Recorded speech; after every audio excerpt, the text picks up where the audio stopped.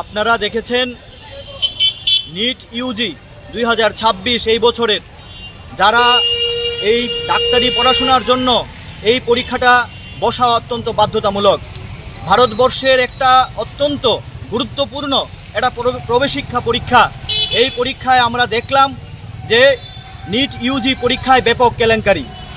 এই যে ব্যাপক কেলেঙ্কারি ঘটল, ভারতবর্ষের মেধাবী 22 লক্ষ ছাত্রছাত্রীদের জীবন আজ বিপন্ন।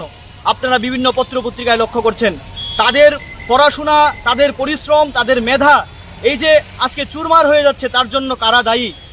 এই যে একটা সর্বব্যাপক পড়াশোনার মধ্যে একটা আক্রমণ, এই আক্রমণের তীব্র প্রতিবাদ জানাচ্ছি আমরা। নিট ইউজির যে প্রশ্নপত্র নিয়ে যে কেলেঙ্কারি হয়েছে তার তীব্র প্রতিবাদ জানিয়ে All India Democratic Students Organisation কেন্দ্রীয় কাউন্সিল 13 মে থেকে 19 মে পর্যন্ত 7 দিনের প্রতিবাদ সপ্তাহ পালন করার ডাক দিয়েছে। সারা দেশব্যাপী আমরা এই প্রতিবাদ সপ্তাহ পালন করছি। তারই অঙ্গ হিসেবে আজকে আমরা ত্রিপুরা রাজ্য কমিটির পক্ষ থেকেও এখানে এই ব্যাপক নিট পরীক্ষার কেলেঙ্কারি দুর্নীতির বিরুদ্ধে আমরা এখানে বিক্ষোভ সমাবেশের আয়োজন করেছি।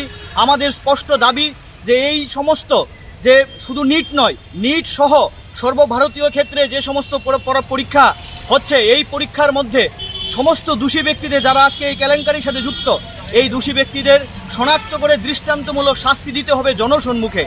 দ্বিতীয় দাবি হচ্ছে এই যে এনটিএ, এটা শুধু আকস্মিক এইবার প্রথম ঘটেনি। আপনারা জানেন 2024-এও প্রশ্নপত্র ফাঁস হয়েছিল এবং এইবারও হয়েছে। তাহলে 3 বছরের মধ্যে দুবার নিটের মতো পরীক্ষার প্রশ্নপত্র রেজাল্ট কেলেঙ্কারি পরীক্ষার প্রশ্নপত্র ফাঁস হয়েছে। তাহলে এই ব্যর্থ এনটিএকে অবিলম্বে বহিষ্কার করা উচিত। আমরা দাবি জানাচ্ছি এনটিএকে বাতিল করো এবং সমস্ত এই যে সরকারি উদ্যোগেই, কেন্দ্রীয় সরকারের উদ্যোগে এই পরীক্ষাগুলি নেওয়া উচিত।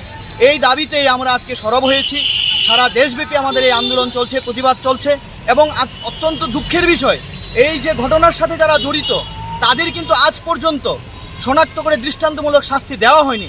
তাহলে সরকারের কাছে আমাদের আবেদন থাকবে, যারা লক্ষ লক্ষ ছেলে মেয়েদের ভবিষ্যৎ অন্ধকারের দিকে নিয়ে যাচ্ছে তাদেরকে কেন শনাক্ত করে দৃষ্টান্তমূলক শাস্তি দেওয়া হয় না?